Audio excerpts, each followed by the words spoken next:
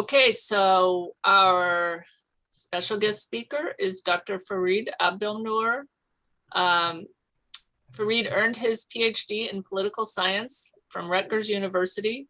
He is professor of political science at San Diego State University, where he currently serves as department chair, and where he also helped found the Center for Islamic and Arabic Studies. And he is going to talk to us today about the wider significance of these Sheikh Jarrah evictions and protests. Welcome, Farid. Thank you. Thank you, Kathy. Thank you all for inviting me. It's a pleasure to speak at this San Diego chapter of Amnesty International. As Kathy said, what I'm going to focus on is why the eviction of, or the threatened eviction of 28 families in a small neighborhood of East Jerusalem outside of the old walled city would occupy anybody outside of Jerusalem. In a sense, it seems like a relatively minor event on a global scale. Why would the threat of evicting these families resonate with so many people globally? And why does it resonate specifically so widely with Palestinians? So that's what I want to talk about. And I've condensed my remarks to four themes, four connections that the events in this neighborhood of East Jerusalem of Sheikh Jarrah, there are four connections that these events evoke in people's minds. So the first connection is to the set of historical events that Palestinians call the Nakba, or their catastrophe, which are the events of 1948. The Nakba is the set of events whereby 80% of the Palestinians who lived in the land that became Israel that year were either expelled or fled from their homes. So the Nakba is perhaps the most traumatic event in Palestinian history, because it ultimately is the event that marks the dismemberment of Palestinian society, and that dismemberment took place under the guise of allowing a people to have a home.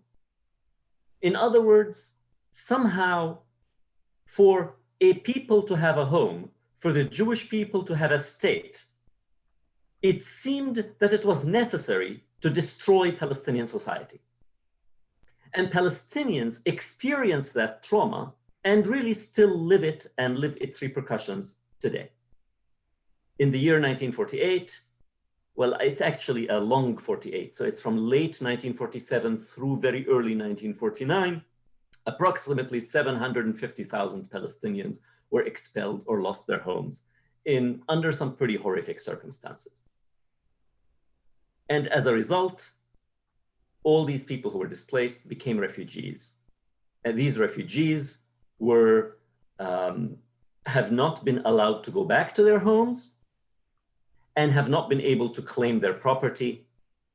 In fact, when somebody speaks of their right to be able to return or their right to be able to claim their property, sometimes people make them feel, or make the people who are in solidarity with them feel as if they're committing something really terrible. They're asking for something terrible to be able to return home.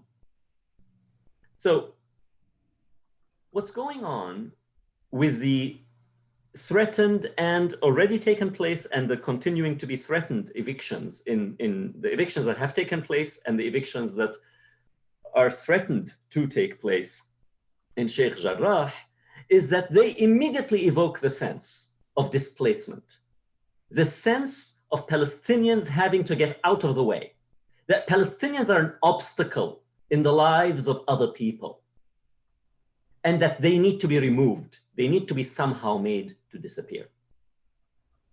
That's the primary connection for many people watching what's going on in Sheikh Jarrah, it's like a reliving on a small scale, a historical trauma. But that's not the only connection to the Nakba that the events of Sheikh Jarrah evoke. There is an actual specific and particular connection to the events of the Nakba, connecting the specific families who have been evicted and are in danger of being evicted. As you saw from the videos that Kathy showed, these are families of refugees who in the 1950s, the United Nations and the government of Jordan decided that they will try so that they're not living in a refugee camp. I mean, it's such a drop in the bucket, right? It's such a drop in the bucket, and yet it happened that they just picked a few families and decided to build some homes for them and house them there. These refugees are refugees mostly from West Jerusalem. Their homes that their families were expelled from or fled from are less than 2 miles away. Now, in some cases, the families came from as far away as Haifa. But in the case of many of those families, they're just, their home from 1948 is right there, but they can't go back to it. So these families, having themselves, these specific families, having experienced expulsion and flight in 1948, are now 2 generations later being told they will be expelled again from the home that was given to them as a way of having a roof over their head when they were refugees.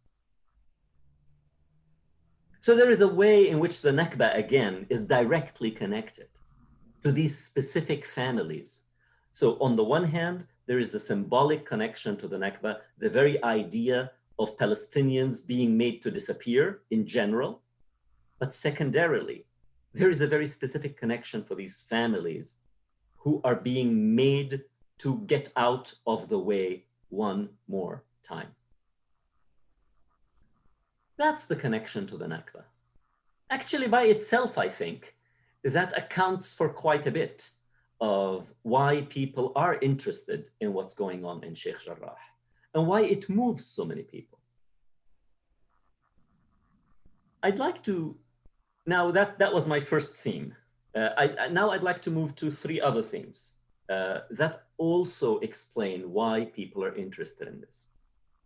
So the second theme is connected to the occupation. So Israel was established in 1948.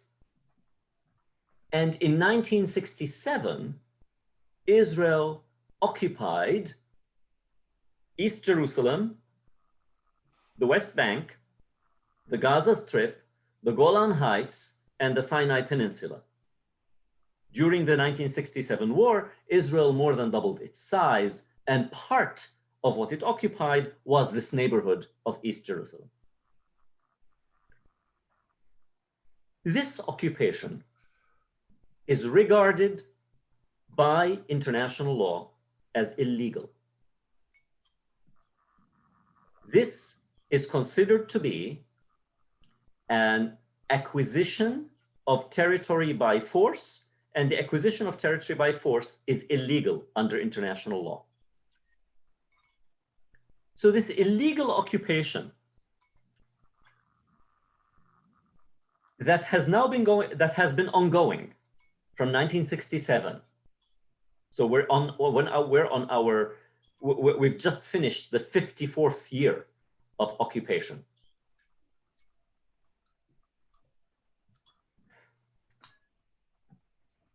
Israel has pursued a policy to try to make, over the 54 years, Israel has pursued, shouldn't say a policy, but multiple policies to try to make this illegal occupation irreversible.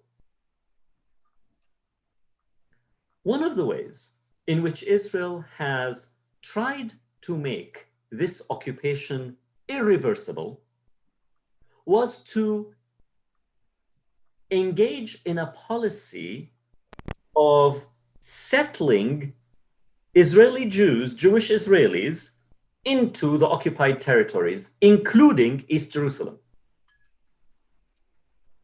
This is also illegal under international law.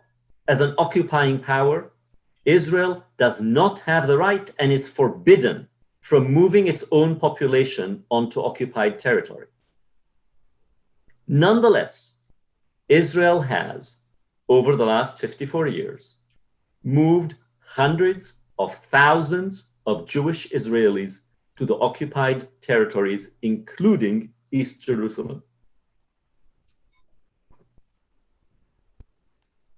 This settling of the occupied areas is something that we see also in the case of Sheikh Jarrah, because the Palestinians are being evicted by whom?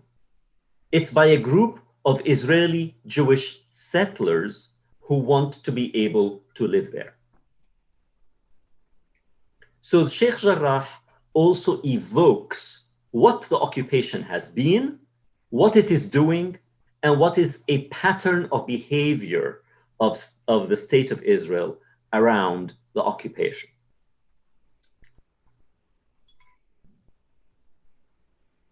The other important thing about this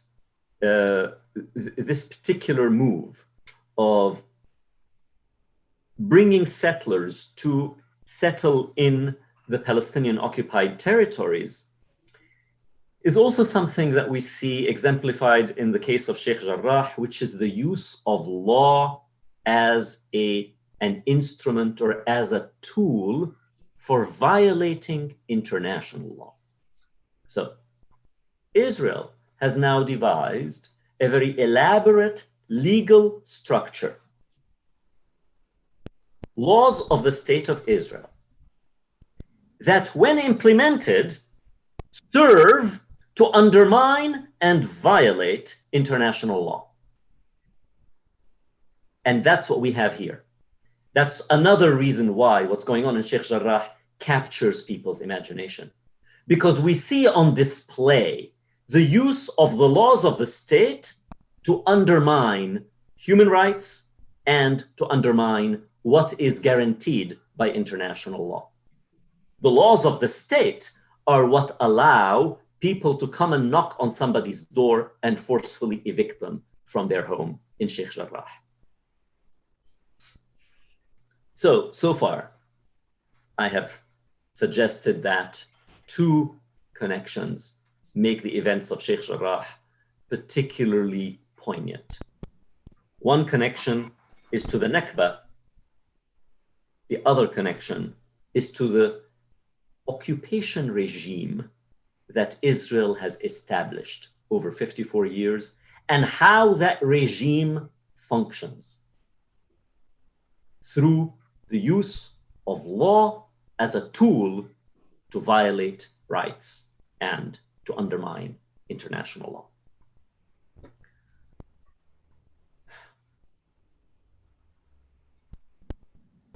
The third point involves the special status of East Jerusalem.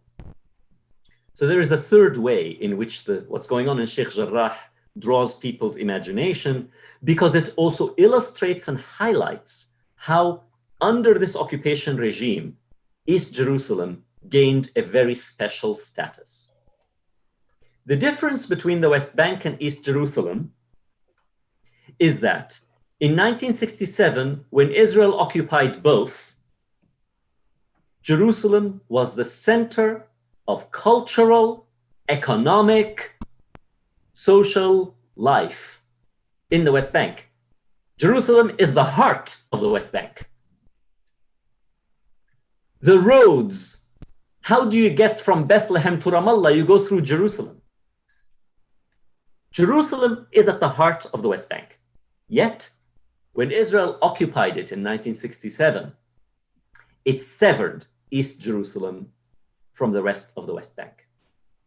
It annexed East Jerusalem in undertaking yet one more illegal action. The illegal annexation of East Jerusalem cut off East Jerusalem from the surrounding towns and villages with which it is integrally connected. When I was a child, I grew up in that area. That severing hadn't yet been completed, although it had officially started. I lived in Ramallah, but I went to school in Jerusalem. The school bus just took me from Ramallah to Jerusalem. This is unthinkable today. It's unthinkable. Jerusalem has been severed from the natural, social, and economic and cultural relations of the people surrounding it. What has this done for the population of East Jerusalem, the Palestinian population of East Jerusalem? It, on the one hand, severed them from the West Bank, but on the other hand, gave them a special status. They have a special ID card. So Palestinians in the West Bank have one kind of ID card, and Palestinians in East Jerusalem have a different ID card, neither of which is Israeli citizenship, and neither of which in any way resembles the form of identification you have when you're a Jewish Israeli.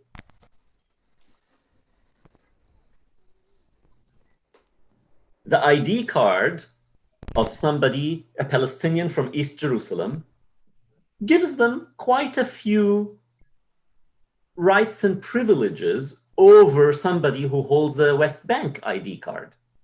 They have a little bit more freedom of movement. They actually have quite a bit of freedom of movement, more than somebody who is from the West Bank, which means somebody who's just across the municipal boundary.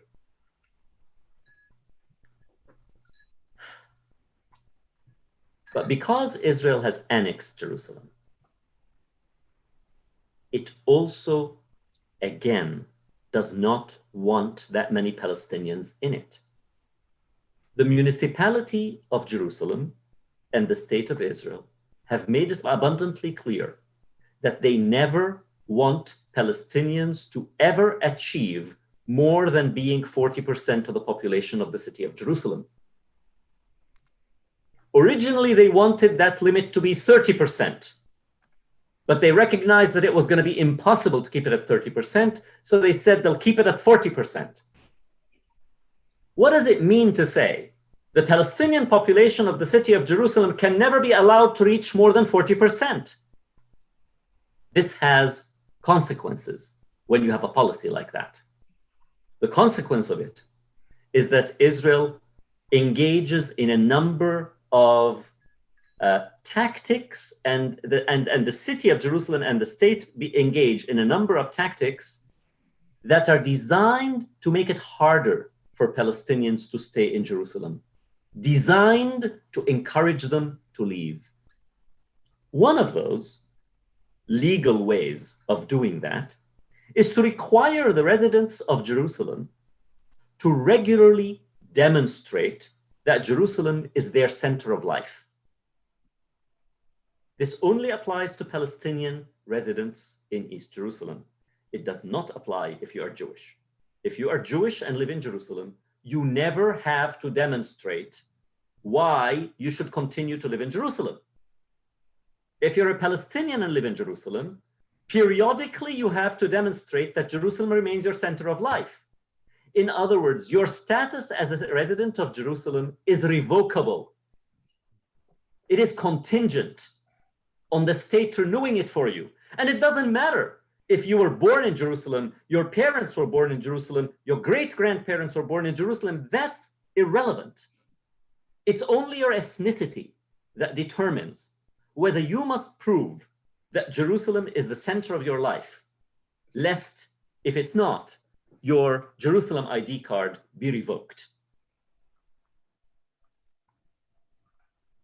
What's going on in Sheikh Jarrah illustrates, or at least seems to people who are in the know, to be continuous with this policy of doing whatever is possible to encourage Palestinians to leave that city. Because these evictions, as you heard one of the people in the films, in the small clip that Kathy showed say, when these people are evicted, they will not be able to afford to continue to live in Jerusalem. They are going to leave the city.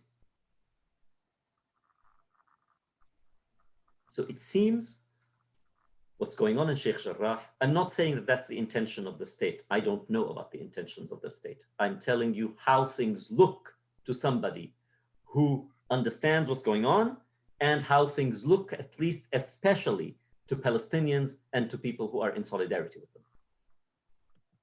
Things look like this is a continuation of the same thing.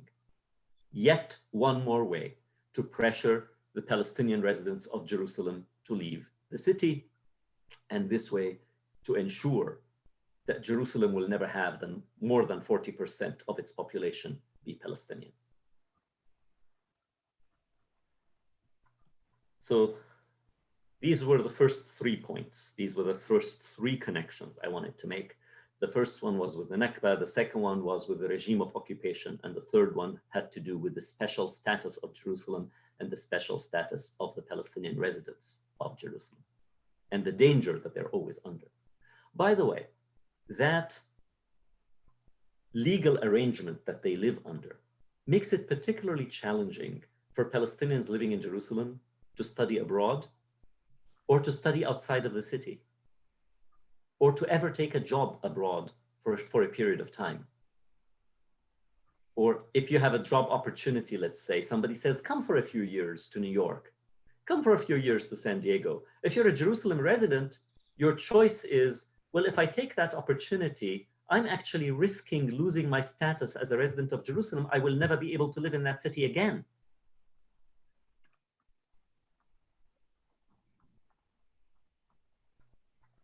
Now I'd like to go to the fourth connection of why the events of Sheikh Jarrah move people so much.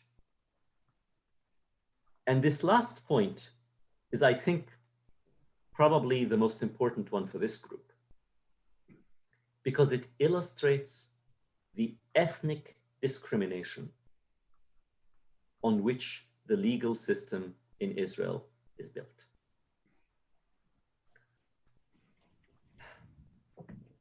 Let's consider the reasoning behind, and the J Street clip that Kathy showed made that point very well. So I'm really just underlining that point. The reasoning for why these 28 families are being told they have to leave is that before 1948, the land on which the homes that the UN built for them were built, that land belonged to Jews. There is no claim that it belonged to identifiable specific Jews. The only claim is that it was Jewish owned. We don't have families of owners making a claim here. What we have are religious groups saying that land that was owned by Jews before 1948 cannot under any circumstances be allowed to be land that today Palestinians live on. That's the claim. And Israeli courts seem to have supported and vindicated that. Now, remember that these same families, they have houses and lands that exist a couple of miles away that were Palestinian owned before 1948. The overwhelming majority of Israeli towns today exist on land that was owned by Palestinians before 1948. But Israeli law does not vindicate or allow for the claim to ever succeed that a Palestinian can claim land that they owned before 1948. Palestinian land that was, the land that Palestinians owned before 1948 is gone. So here's a particularly crystal clear case of ethnic discrimination. That's another reason why this, what's going on in Sheikh Jarrah, is so poignant and moving to people. Why people who are of good conscience, people who care about fairness and justice, can't turn away from something so blatantly hypocritical, so blatantly unjust and discriminatory. This law is one of dozens of laws in the state of Israel that discriminate on the basis of ethnicity.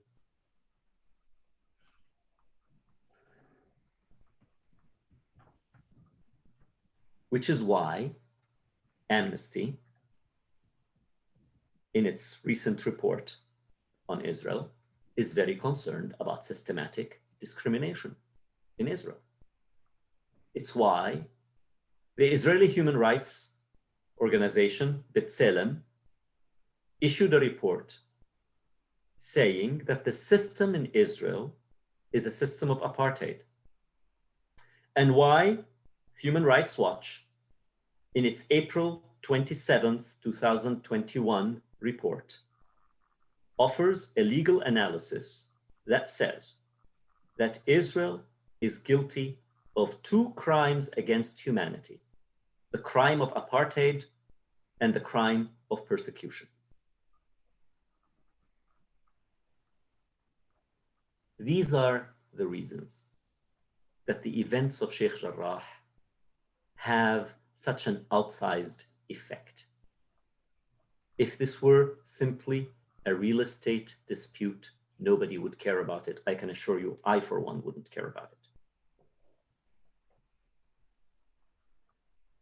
I think, I'm not saying these are the only reasons, but these are the ones that I think are most prominent and the ones that come to mind to me for why the events of Sheikh Jarrah have had such a deep, deep impact. And the deepest impact they have had are on Palestinians everywhere. Palestinians now being members of a really dismembered society, thrown all over the world in a diaspora, living in Lebanon, living in Jordan, in Syria, in Europe, the United States, and those who are living in what historically was Palestine, divided by different jurisdictions, those who have remained as, who are citizens of Israel, who make up 20% of the state, but who are still discriminated against. Those who live in East Jerusalem, a separate status, a separate category. Those of the West Bank, yet another status, yet another category. And those in Gaza, yet another status, yet another legal category. All of them can recognize something deep and significant in their experience in the events of Sheikh Jarrah. There's no Palestinian who's not going to be able to see some aspect of what they lived through in what's going on in Sheikh Jarrah. And that's why the events of Sheikh Jarrah really did unite the Palestinian people across all their differences in May. When we saw people in solidarity in Gaza, within Israel itself, in the West Bank, at the border in Lebanon, in Jordan, and across Europe and North and South America, wherever there are Palestinians.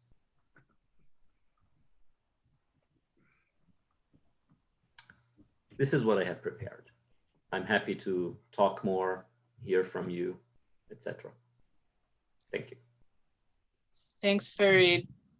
So you guys can post questions in the chat, or you can just unmute yourselves and ask a question. However, I have a question. Okay, Tomas. wasn't Sheikh Jarrah the cause of the recent conflict between the Palestinians and the Israelis in Gaza? It had a lot to do with it. It was one of the sparks. The sparks were largely from Jerusalem. So yes, Sheikh Jarrah and the events in Sheikh Jarrah were central.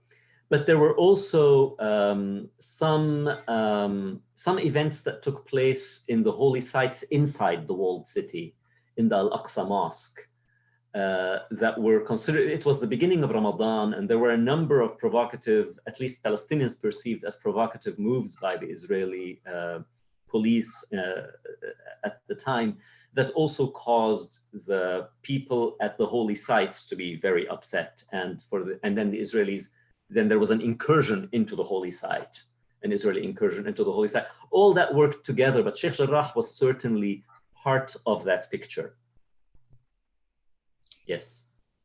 So wasn't it that, I don't know what exactly happened first, but at one point the Israelis cut off the speakers that called people to the iftar or whatever it's called? No, it was the call to prayer, actually. Oh, to the prayer. In the holy mosque, in the Dome of the Rock, Al-Aqsa Mosque, which those of you who know the geography abuts the Western Wall, which is a holy site, Jewish holy site. And Israelis had an event planned at the time in the plaza in front of the wall, and they didn't want the call to prayer to ruin the event. So they cut off the speakers for the call to prayer, the beginning of Ramadan, and that seems to have triggered something. Yeah. But, you know, I mean, without, the thing is, I worry about looking at the exact spark all the time, because there will always be a spark. What's important for us to understand are the underlying conditions that make it such that small things can spark big conflicts. There will always be a spark. And it seems like Israel kind of waits for one of these sparks to do something they had long planned to do anyway. Now, it's hard to speculate these things. One never really knows at the time that they're happening. Sometimes we only understand far later in retrospect when archives are open and historians look into them. So some speculation at the time was about, you know, whether the Netanyahu government at the time was trying to do a last-ditch effort for him to stay in power and to scuttle the negotiations between the different parties in Israel that were trying to negotiate to replace him. This is all speculative, nobody knows, and maybe we will never know. I'm not going to speculate anymore on that. Okay, any other questions? Plenty. Okay. You mentioned what Human Rights Watch has accomplished, what they did. What could Amnesty International do similarly, in your opinion? That would be helpful. I mean, who am I to be telling an organization as well established and having a record as impressive as Amnesty International what to do? I actually think they know exactly what they're doing, right? They probably don't want to be perceived to be jumping on the bandwagon. So their report does not use the word apartheid, but they do use systematic discrimination. I don't know. It seems to me, ideally, human rights organizations should not be swayed by political concerns.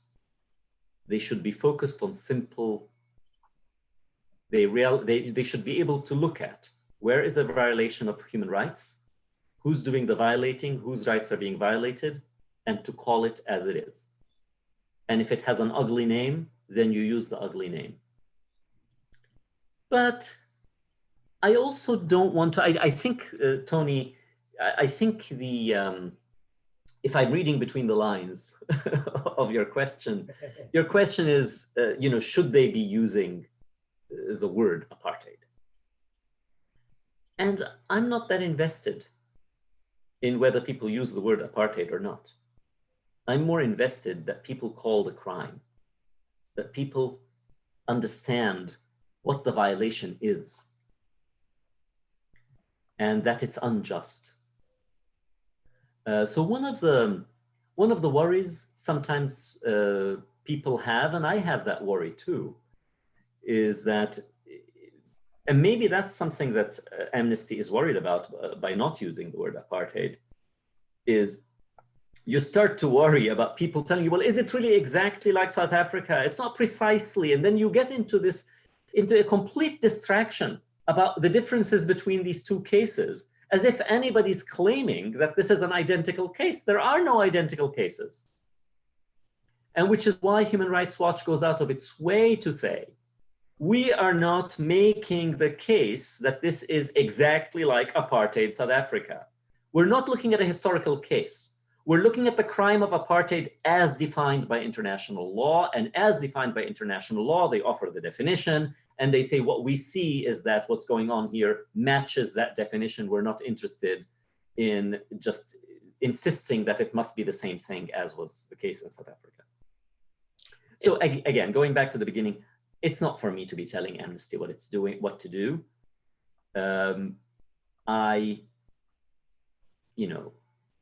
I always admire all human rights organizations that do their work in good faith and don't yield to political pressure. That's what needs to be done. That's what's admirable.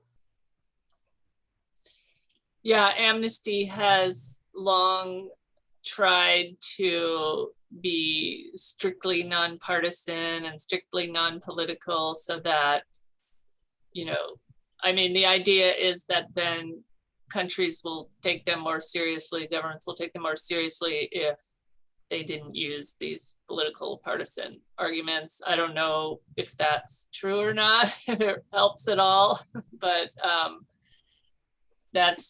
I guess that's kind of the reason why.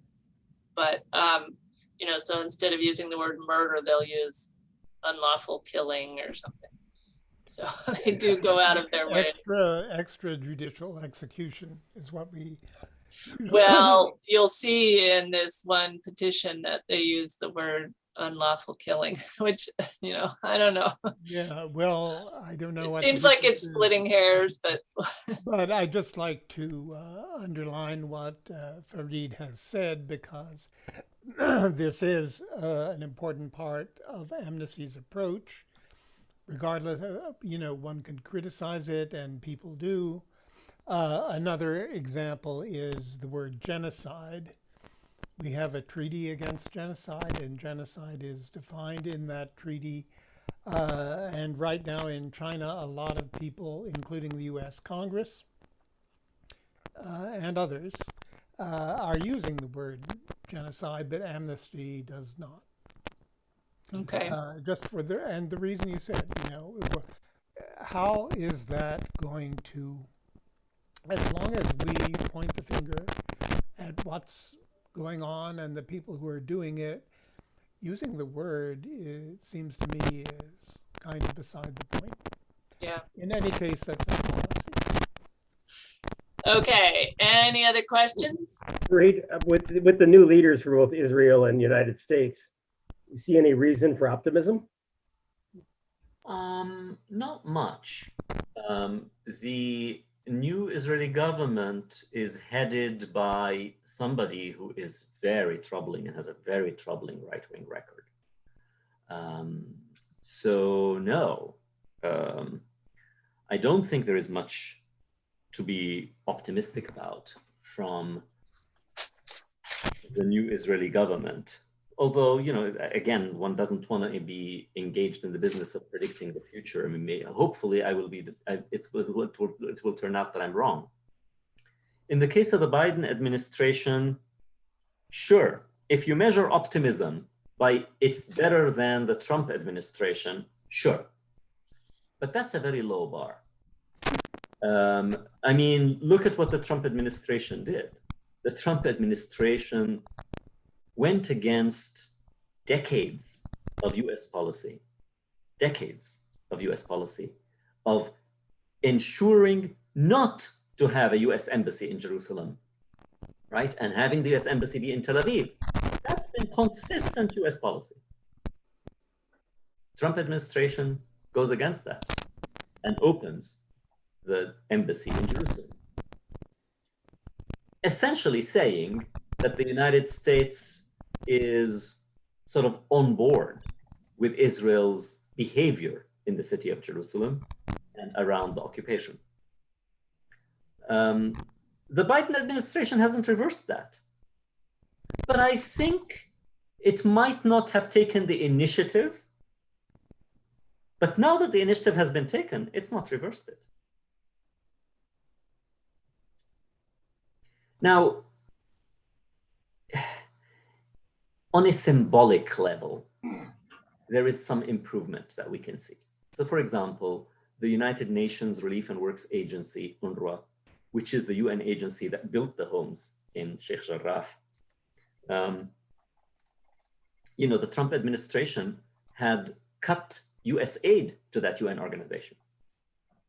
Biden administration has restored the aid. Biden administration is restoring conversation with the deeply problematic Palestinian Authority. These are all very symbolic gestures. There is no hint from the Biden administration that it's looking at doing anything bold that would actually change the facts on the ground or would change the situation in any market way. Could you bring us up to date on the current status in that community of 28 families? Are there some who've remained there, or have they all been evicted? They have not all been evicted. Right now, all this is sort of in process. It's in the courts, and the last I heard was that the Israeli police of Jerusalem has decided to hold off for now. And I think there was a court decision to wait for a month or two or something of the sort. So all this is just a little bit delayed. I thought the foreign minister intervened and said they were going to delay it because they were afraid of unrest or something. So I told Kathy, in response to your question, I told Kathy that I cannot give a talk about the very specific details of the neighborhood. I just don't have that level of expertise at the local municipal level, you know. So all I know is that things are a little bit on hold, but nothing has changed in fundamental way. Yeah, it sounds like they're just waiting till things calm down and then they'll try to quietly evict them in the middle of the night or something. I'd like to attend one of your classes just in the background and not have to pay. You take that up with San Diego State, yeah. They used to allow auditing. Yeah. Karen? Yes, Farid. Are you able to travel to Palestine without any? No, you know, Kathy asked me at the very, very beginning before we started. My last successful trip was in 1999. Oh. And when I went in 1999, it was actually so depressing. That's when I learned that even though in my childhood in the 1970s, I used to travel to Jerusalem every day. My school was in the old city. My relatives who lived in the West Bank hadn't seen Jerusalem in years. You need a special permit now to visit Jerusalem, and very few people can get it if you live in the West Bank. So my next attempt was in 2004. And when I went in 2004, I was crossing from Jordan on the Allenby Bridge. Right.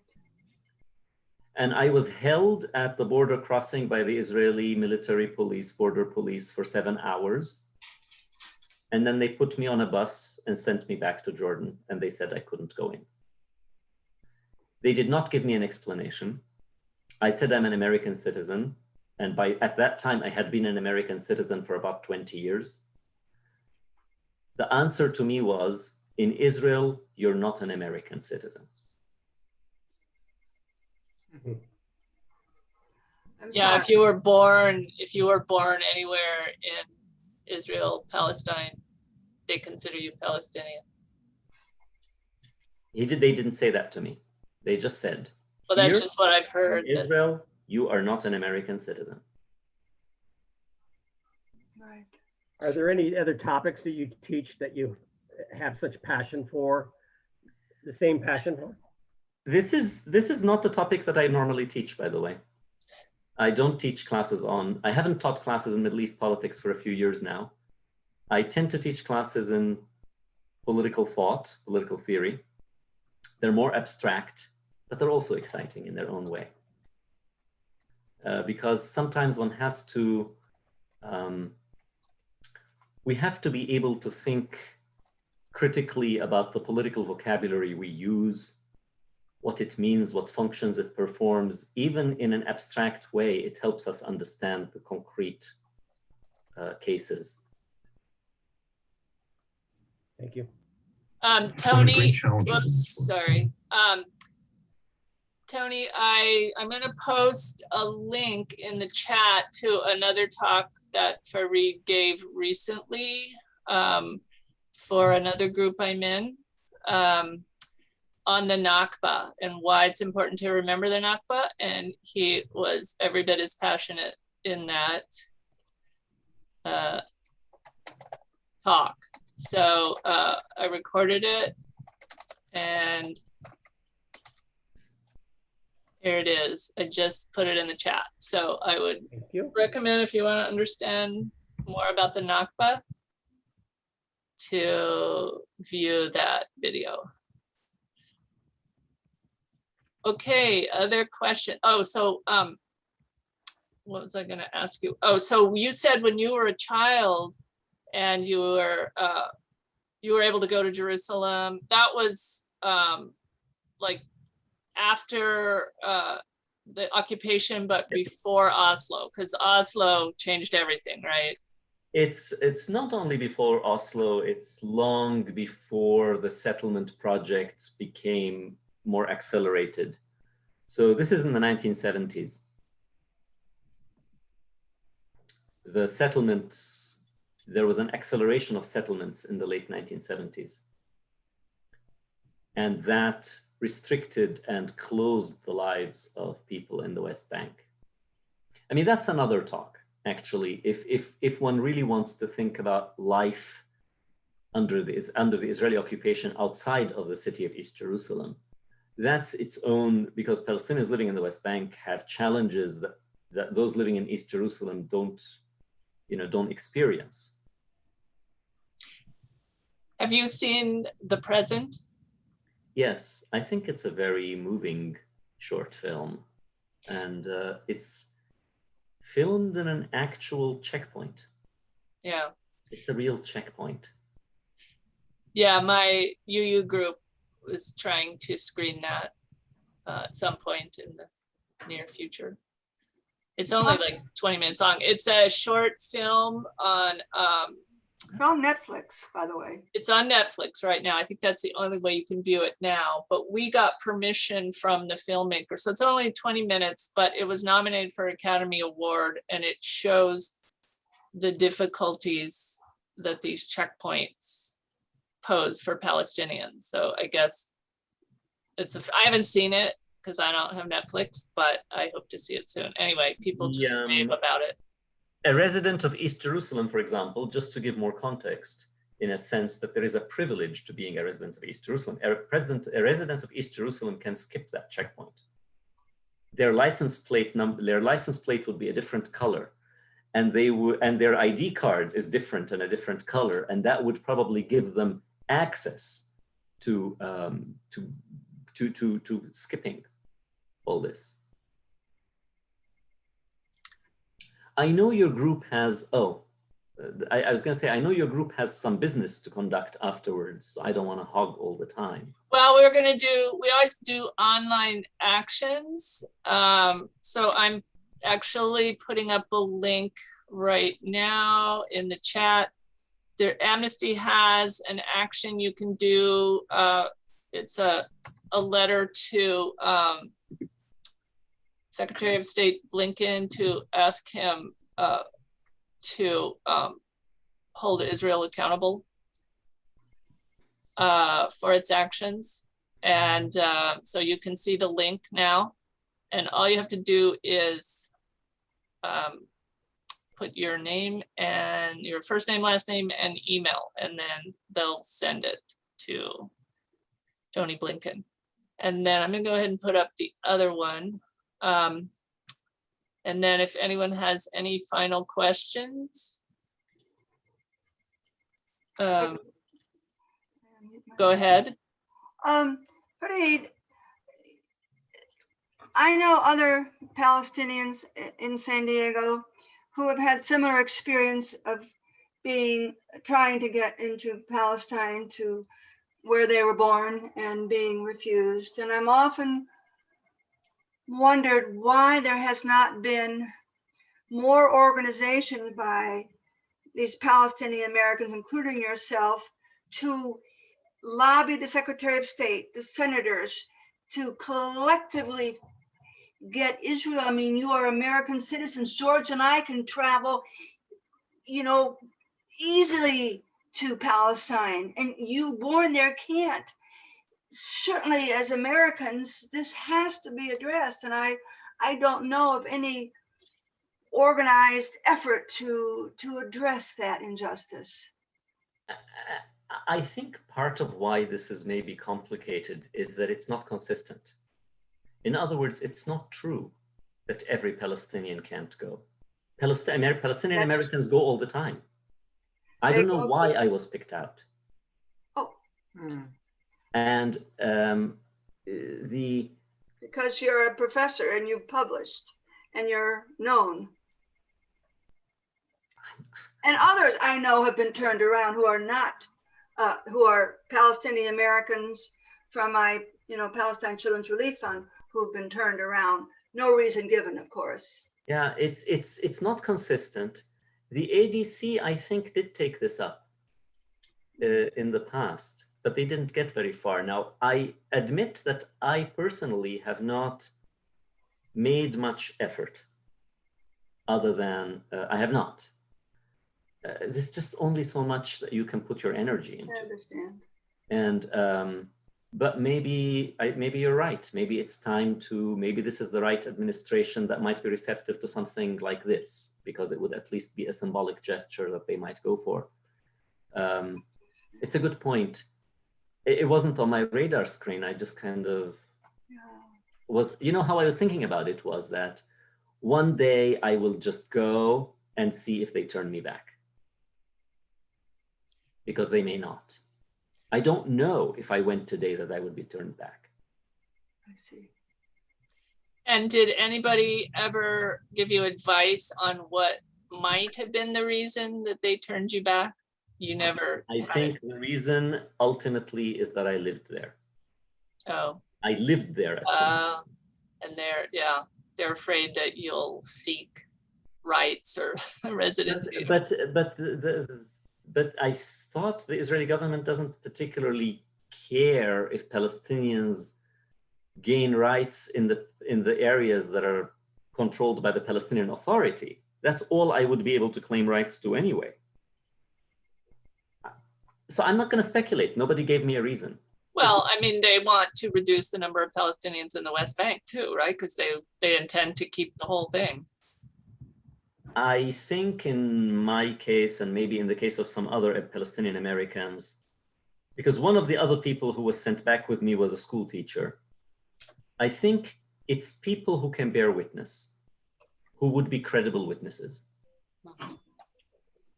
Well, and I have heard that, when Palestinian American citizens get treated badly by Israel, that the State Department basically does nothing, or you know, that the embassy just won't help them at all. So that's something that, you know, there could be a campaign to draw attention to that. I think Karen is right. Maybe this is the right time to at least get that. And who is your U.S. representative? Sarah Jacobs. Yeah. So she's much better than Susan Davis, believe I think me. she might be receptive, actually. Yeah. Yeah. Yeah. On that note, and correct me if we're wrong, but when I saw some of the protests in Balboa Park by Palestinians, I was unaware that there was such a quantity of Palestinians and that such fervor existed in our community as what I experienced there. And was I just missing out and I was just blissfully ignorant? I know. I mean, I also was surprised. So I'm as ignorant as you, right? So I also didn't realize there was such a large Palestinian presence. Now, of course, they were not all there, but there were more there than I thought would show up. Now, of course, it wasn't just Palestinians. It was people of conscience in solidarity with Palestinians. And many of them are people of, you know, North African or Southwest Asian backgrounds, who you might, you know, when you see them, you might not recognize that they are, you know, that they are Syrian or that they're Iraqi or that they're Afghan or that they're Persian, but they were there too. I think this war really hit a nerve with people. It was just so ugly. It was so ugly in such a short period of time. And I think there was something symbolic about just the destruction of these towers, just the wanton destruction. The residential towers. Yeah, and the tower the media. Yeah. So there was something about sort of, I think people recognized the degree to which Palestinian human life is disregarded under the Israeli regime. Like there's such utter disregard. And just so people know, I'm gonna send some amnesty statements on Sheikh Jarrah to you guys by email after this. So basically, Amnesty did a lot of research. They have people on the ground there. So when there were protests against the evictions in Israel by, you know, mainly Palestinian citizens of Israel, that the police were incredibly brutal against peaceful demonstrators who were doing nothing. I mean, it kind of reminds, you know, me of Amnesty's report on the Black Lives Matter, the police brutality against peaceful Black Lives Matter protesters, but it's even worse there. That, and also they documented, you know, basically intentional targeting of residential and buildings and other civilian areas where, you know, Israel claimed that Hamas was there or terrorists were there without any evidence whatsoever. So I will send you those. They're just brief statements. You know, statements asking, you know, the US government to investigate or for an impartial international investigation, which I guess there is. There's one on apparently ongoing by, is it the Human Rights Commission or something? The UN Human Rights Commission. So. Can I say one more thing, Kathy? Sure. On a happy note, I just want everyone to know, if you don't know, that on August 8th in Balboa Park, the quasi-official opening of the House of Palestine will take place, along with the other cottages that are being built. But, and it's an actual house, right? An actual it's physical. a beautiful house designed interiorly by Doris Batar. It's going. I didn't know that. Beautiful house, I know, in all the cottages in Balboa Park. So August 8th. So that was postponed by a year because of the pandemic? A couple of years. It was a little more complicated than just. I know they had all kinds of problems. All the other houses too. Yeah. They had to open together.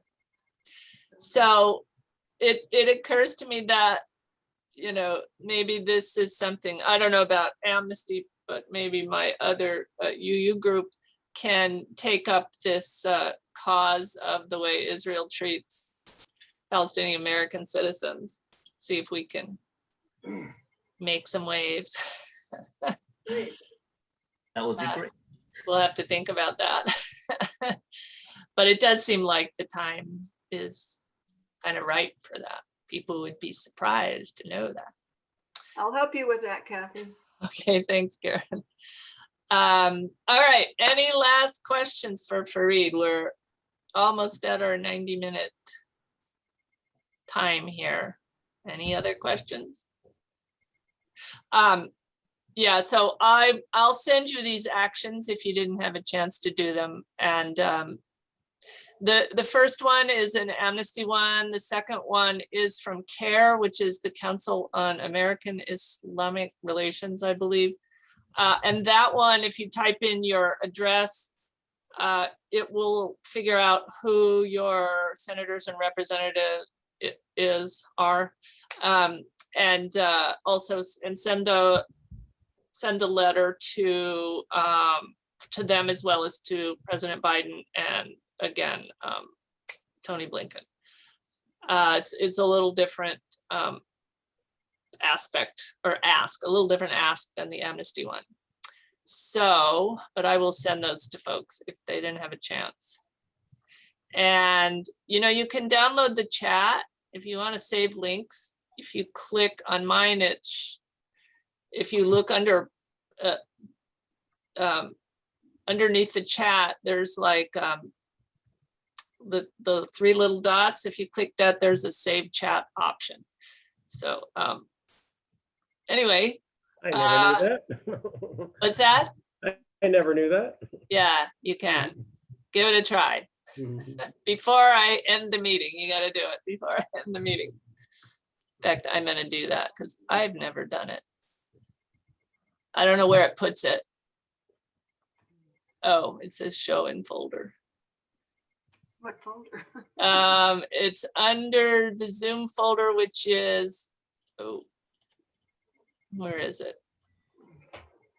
I can't, why can't I see this? It's a huge long name. Oh, it's under documents, Zoom.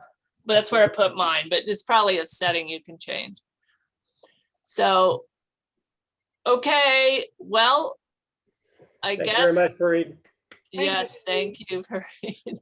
Thank you all for inviting me. It's nice to talk to you. Okay, Bye-bye. thanks everybody. Assalamu alaikum. Wa alaikum salam. Bye. Ma salama. Bye. Bye-bye.